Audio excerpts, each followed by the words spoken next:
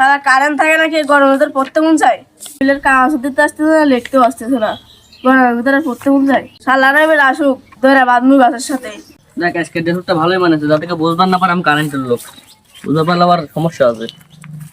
এই ছেলে, আমাকে কিছু টাকা দাও তো। দাও দাও, কিছু টাকা দাও। কি হলো, দাও।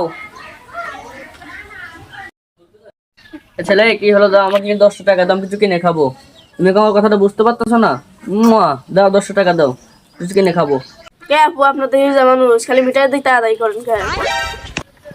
এ আল্লাহ, বুঝাই ফেলা যায় নাকি আমি কারেন্টের লোক? বুঝা ফেলা দিলে তোমার কাছের সাথে বানবি।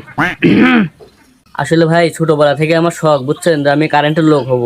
এই জন্য মানুষের বাড়ি ভিক্ষা করতে যাই, যা কারেন্টের মিটার দেখলে আর মানে লোভ সামলাতে পারি না, বুঝছেন। কি রে, লোক দিতে সুবিধার মনে হচ্ছে না, খালি মিটারের দিকটা আসছে, তার মানে কারেন্টেরই লোক। কে রে আপা, আপনি খালি মিটারের দিকটা আসছেন, আপনার হাতে ওটি কি কিসের বই দেখি? কে রে আপু, আপনি তো কারেন্টের লোক, বিল লিখতেছেন। ভুল হয়ে গেছে ভাই, মাফ করে দাও ভাই। হ্যাঁ, সব লোকের মাপ আছে কিন্তু কারেন্টের লোকের মাপ নাই। 200 টাকার বিল আছে, তুমি 1200 টাকা লিখতে চাও। কে রে, তোর তো বাড়িটা হচ্ছে না, জোরে বাতাস দে।